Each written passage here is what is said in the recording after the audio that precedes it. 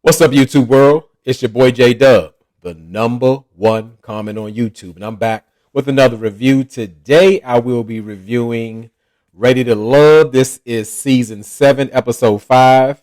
The Math Ain't Mathin. And before I get started, for those who are new to my channel, I do reviews of reality shows. I do detailed reviews, maybe not every single scene, but I try to pick up the most important details and maybe some details that you have not seen. And as I told you in my intro, I am YouTube's number one commenter. So for this channel, it's all about the comments. And we stick to the model of the channel. Say what you say. You can get in the comments, say anything you feel, think, regardless of popular or unpopular opinion. We need it down in the comments. It's a safe space. The only thing I ask is that you stay respectful to the other commenters because we are YouTube cousins, the Dub fam. So with this Ready Love, I know I haven't even done a Married at First Sight. I'm going to catch up in the next couple of days. So Married at First Sight is coming. Ready Love and Marriage DC is coming. So be patient with me, and I should have everything caught up by in a couple of days. So let's go ahead and get started. This was a to be continued kind of situation with we were at elimination with actually 3 women instead of 2. Corvea, Jeffrey, and Marcia. And it turns out that Corvea is not ready to love. And, personally, I'm not sad. I'm so glad that she's gone. I'm not a Corvea fan because of, to me, what she led with. It's okay to want what you want, but it's about presentation, delivery, and all those things. It's a thing for me. So the only person I think that would really miss Corvea is Demario. And Demario said that Corvea was like his top pick. And I was thinking like how Jeffrey was number 1 until she kissed Mark Anthony. So like that's when I really realized Demario's really playing the game. So she's gone. That's it. So Tommy says he has another surprise for all the sexy singles. And they're having another mixer. I'm like, can we like switch it up, Tommy? Like, I'm thinking, is it all about a party to get to know each other? I mean, it could be in some new settings or whatever. It's just, it's not giving me much to go on. The people don't get to go home and freshen up, shower up, take a nap, nothing. It's just a 24-hour party. But I guess that's how they party in Miami anyway. So maybe that makes more sense. So, the more and more I watch this show, I kind of see why the contestants or the people we looking at are single. In particular, speaking of like Sue Ann, when she's talking to the group and from out of nowhere, she actually exposed Mark Anthony on why he doesn't date women with children. Now, remember, Mark Anthony has said, I've never dated a woman with children. He said that. But Sue Ann said he does not date women with children because he had a bad experience with a woman with children because Mark Anthony doesn't have any children. So, we need more info to that. But Mark Anthony just laughed it off. But pretty much she had proved that he lied because in that moment he would have said something. So we see Blake. He's having a staff meeting with his only employee, Susu, and he just said, hey, I'm coming to check in with you because that's what you would do for me. And she's just buying and eating up into it. To me, he's more like he's leading her or training her to be like the mole of the ladies' lounge. Nothing from Blake comes towards Susu as like, hey, I want to build this connection with you. I want to work one day to like fall in love or get to know you. There's nothing romantic about what his intentions with Sue Ann, and he just needs her for information. And I don't know how she can't see this. She's an attorney. I think you have to be somewhat intelligent to be an attorney, and maybe she just didn't have common sense. So Blake pretty much ends the meeting with a high five. Which I hate in anything anybody talks about in romance because high five to me is like a friend zone kind of situation. I cringe every time people do it. It's like, if I'm trying to be romantic with somebody and they give me a high five, my hand ain't going up. You can keep it right there. So we finally get to see, instead of the mixer part, we get to see some more one-on-one dates. The first one is with Cynthia and Anthony, and Anthony's coming down. Cynthia's liking what she's seeing, like, ooh, that boy look good. And how did Anthony greet Cynthia? He said, "Look at that smile." You know, Cynthia liked it, so it was just a quick date. And because it's Miami, it's always about around the water, and I like that part. But as Cynthia reminded us, Anthony is the same person as her, just the male version of her. And I agree. Like I said, they both act the same way. They both want to get married, have kids. They both want to sound like they're the deepest person in the conversation, talking about kids and everything, kid, that kind of thing. And I believe in that scene, Cynthia kind of responded to her conscience in like her confessional, when she was like, "I know everybody gonna be thinking like I like everybody," and we do think that because what 6 days ago you had said that Andre was the one, from that one conversation, that he comforted her and held her, and that was it for her. She done found the love of her life. So now at this point, Anthony is the one, and I'm thinking like she need to slow down before she's about to have a third baby and be single again or whatever. But sometimes people don't learn from their mistakes. It's just like when she goes all in, I mean, very quickly. So we get to see another date, but this is not a good date. This is Jeffrey and Demario, and this is pretty much like a stand down. Now, they get ready to get something straight, because there was a lot of tension between the two. So they meet, and you can tell that the tension is thick in the room. And Demario is like really upset because he's not going to be the new stepdaddy of Jeffrey's 3 kids. And this is all behind that she kissed Mark Anthony in Tommy's fun game on the boat or whatever. And again, in this date, you see why people on this show are single. Demario is so big time in his feelings about that kiss. Like he's like done with her. And even before that kiss, Jeffrey had made a point to say like, "Hey, I'm supposed to be your top connection, and you didn't even speak to me."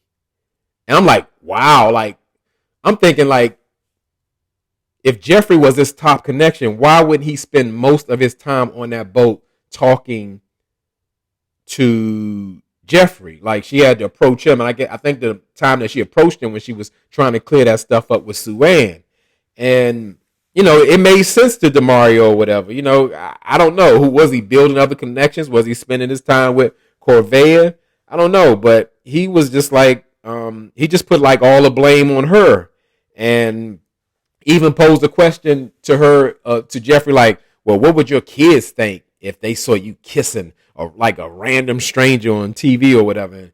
And Jeffrey was like blown back, but I was too. I'm like, I mean, you really went there and like made it like a judgmental thing. Like y'all all on a game show trying to find love, and she was playing the game or whatever, and it wasn't like that serious. She was tonguing the man down or letting him fill her up or something. I didn't really get that, and that's why I said we see why he's single. It came off that like he's super insecure. Like I am YouTube's #1 commenter, so I get into other comments too much. I'll try not to do it really before my video, so I don't kind of sway what I think or enter my mind.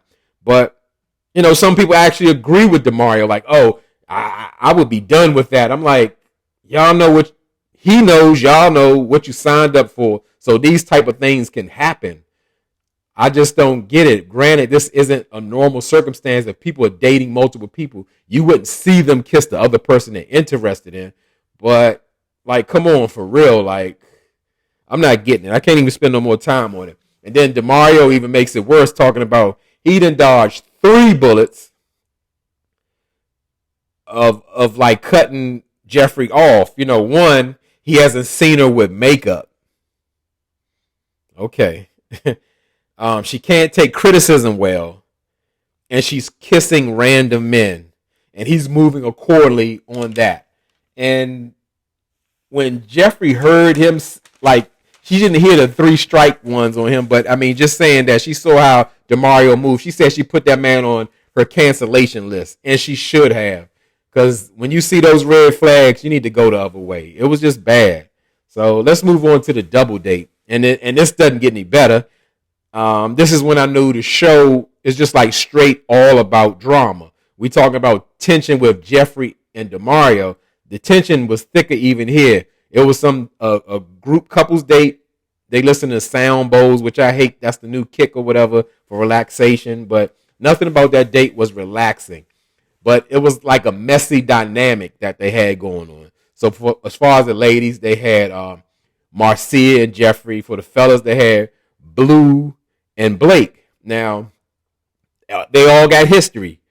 Now, Blake and Jeffrey, they got some type of conspiracy theory where Blake told Jeffrey that, hey, this is my number one girl. I don't really want to deal with nobody. But now he's denying it. And then Sue Ann overheard it in the ladies' lounge, went back and told Blake. Blake went back to Jeffrey to try to confront her mentally without saying what's on her mind or what's going on. And again, people are backing that up. I mean, I can't understand that. You sit down and have a conversation with somebody, it should be clear and concise. You sit somebody down, they should know exactly what you're asking them. And if they're having confusion, you should be able to clear it up. Not, so what do you want to tell me? You want to tell me something, don't you? I know you know something, but you should say it. Come on now. People have very low standards, but let's keep on going. So Marcia previously had a date with Blue, but she didn't like nothing about Blue, including his kids. So why are they on another date together? I don't get it. I just don't get it. But it really wasn't about that. Somehow production has made Marcia the peacemaker, trying to clear up things with Jeffrey and Blake, and it doesn't work. It doesn't work at all. It was just a terrible date. And they moved on trying to clear it up or whatever, get some understanding. And Weird Blake, they doing the vision boards and everything, and he put all these watches on his vision board. And some of it was like focusing on like luxury, which I get. Some watches are investments, but it really represented how important time is. And again, I don't resonate or understand Blake much, but I understood him in this moment, how time is probably the most important thing that you have. All the things that you lost, gained, or whatever, time is the only thing that cannot be replaced. And like most people, including myself, I've wasted a lot of time in my life that I wish I could get back, but there's nothing I can do to get that time back. So in your present moment, it's very important how you choose to spend your time and what you put energy on. So I got that. But somehow Jeffrey kind of nitpicked at that. And I'm thinking, like, if you're done with this man, if you know what he's about, why even look his way? Why even talk to him or say anything about what he's doing? It just came off kind of bitter. I didn't like to see that. But actually, Blue won over the ladies with his vision board. You know how he loves adventure and travel, and his doors are open for all of this. And Marcia even had the nerve to say, well, he's got everything on that board except me. And I'm like, how, Marcia? You don't like nothing about Blue, but you want to be on his vision board. Like, it's getting desperate. So let's move on to the next date. This is a one-on-one date with Morgan and Tony. And, smooth from up top Tony, he got to give Morgan the bedroom eyes all the time, looking at her and like he ready to eat her up or whatever, and she going for it, and he just comes off to me like a salesman. And again, Morgan is falling for it. Morgan present and Morgan confessional are two different people.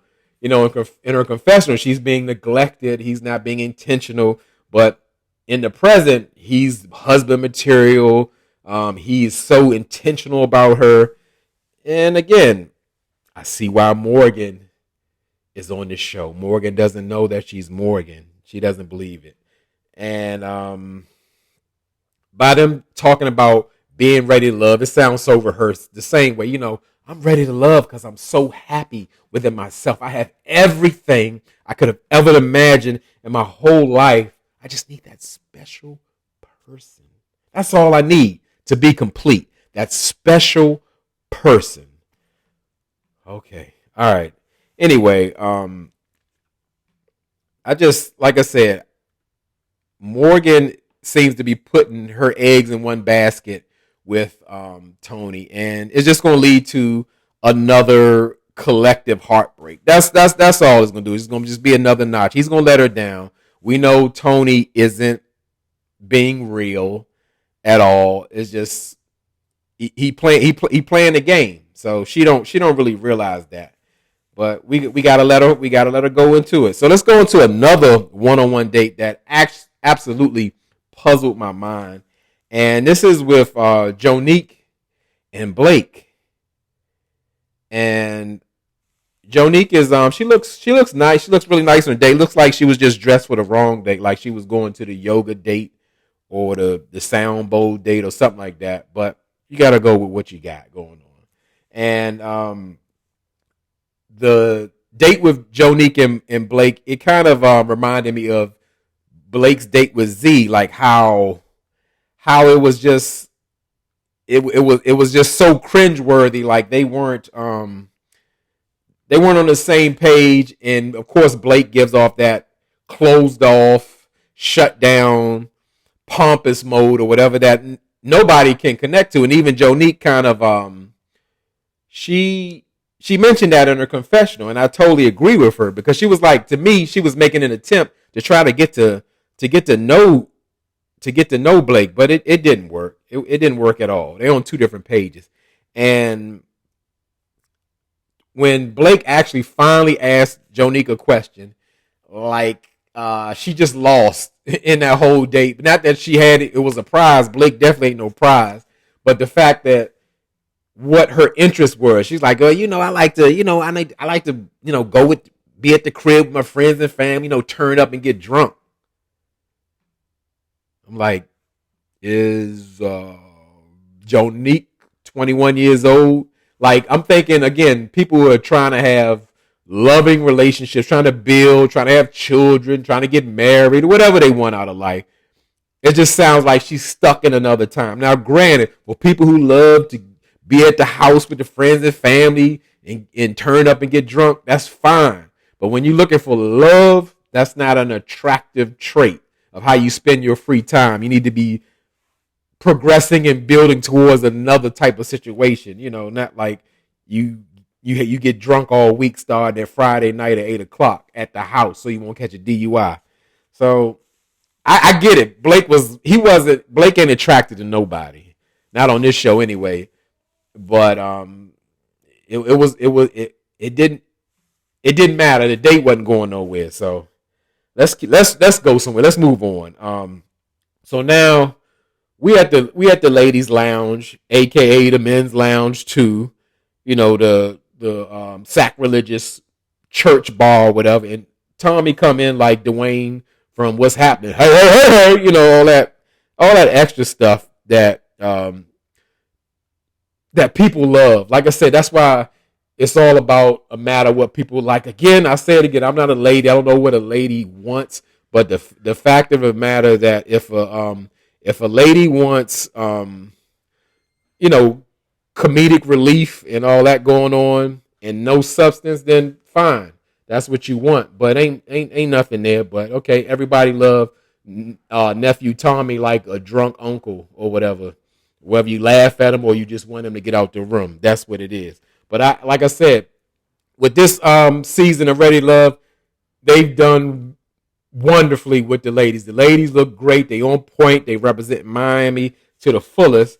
And, Tommy got to have his comedic segment or whatever.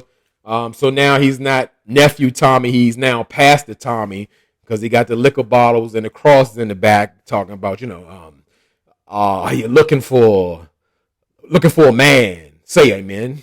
Are you looking for love? Say amen. The ladies got to go with it, like, until he stops saying say amen. Like, we need something different on this show. We can see these good and grown people need assistance when finding love. We need somebody who does more than make corny jokes or ask you how does 56 look right now? Give it to me. Give it to me. We don't need that. That ain't helping nobody. These people are in desperate need of love or a healthy relationship at some point. So Tommy can't help them. I won't go into Tommy's story. We're just going to keep going. So the ladies pretty much cover their dates, and everybody's saying they pretty much enjoyed their dates, and they feeling like the same people. Of course, Morgan is feeling Tony. Marcia's feeling Blue. Cynthia's feeling Anthony. Sue-Ann, of course, she's holding on to her supervisor, Blake or whatever. It go on and on. Everybody liking the same people. Anthony, Mark Anthony, all that kind of good stuff. So as far as who the ladies are not feeling, pretty much it boils down to Demario and Blake. And, Blake is always at the bottom. How he stays around, I don't know. Has Blake been in every elimination? I don't know. But, Jeffrey is speaking on Demario or whatever, and she actually gives us some information. I don't know why she keep revealing information in Ladies Lounge. She knows Sue-Ann going to run it back to Blake or whatever, but she revealed that Demario actually reached back out to her and like, let's patch this thing up. Let's bring this thing peacefully. But you know why? Because Jeffrey was his only hope. Corvée is gone. He don't even talk to his top people, so I know he don't talk to the other ladies. And initially, it seemed like the ladies were going for Demario, but I guess they realized that he reminded them of a 6-foot Furby. So who really wants that? Your kid's going to come out looking like Furby. So anyway, I did notice how Sue-Ann, or a.k.a. Advocate Sue, kind of interrupts Jeffrey, and, she kind of picks with Jeffrey or whatever, saying like, oh, you didn't feel that way about Demario before. And she kind of like got explained to that's after the fact that Demario was turned off by her kissing Mark Anthony. But why even explain? What I needed from Jeffrey in that moment is to say, put that disclaimer what Tommy gave out. She just said, now Tommy, didn't you say what's said in the ladies' lounge stays in the ladies' lounge? I think you need to remind Susu of that. And that's what I wanted to do, because she's really concerned of what Jeffrey thinks and how she feels. She's always interjecting, making faces and all that stuff. Who needs that?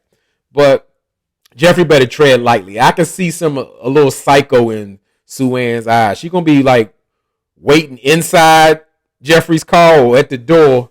It's like, remember what you said up in the ladies' lounge? And you're going to have to answer to that. So be careful, Jeffrey. You got 3 kids.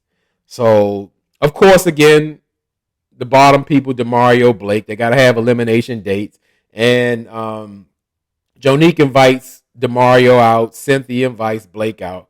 And with Cynthia, I'm thinking like she actually had to sit down with Blake. And anybody who has to sit one-on-one with Blake, they should receive some type of bonus or extra pay or something, because this is painful. It's really hard to watch.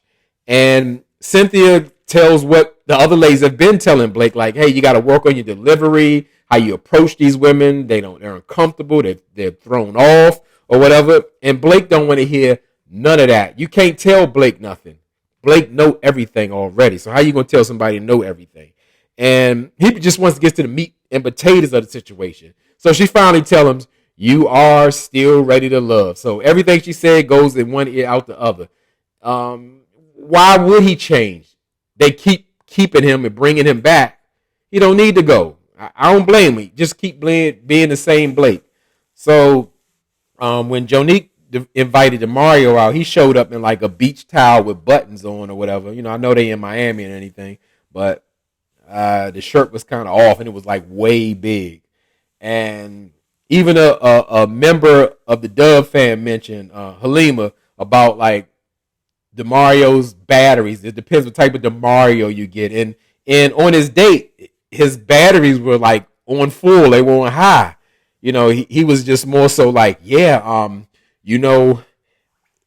it's just it's just I'm very connected with you, and we agree on so many things. And he was like excited and just like so into, or so seemed to be into, Jonique. And I'm thinking like, Demario, whatever decision has been made has already been made. You can't sway somebody from sending you home. So don't try to fake like you're interested in Jonique, and she knows you're not or whatever. But in his confessional, his batteries were low. He was like, I'm really definitely shocked that they sent me home, because I've connected with great humans, and who I like is who I go to, who I like. That kind of thing. So that's it. 6 foot Furby is gone. And that was pretty much the end of the show. Drop down in the comments. Tell me what y'all thought. Something I missed, something you want to add. And I really wish they did a double elimination. I wanted to see Blake go, but obviously they're keeping him around for some reason. So as I said, I will pick up and catch up on all the reviews that I'm behind on, so we can, start fresh. And as I always tell y'all could be anywhere in this YouTube world, but you're here with me. I really appreciate it, and I really mean it.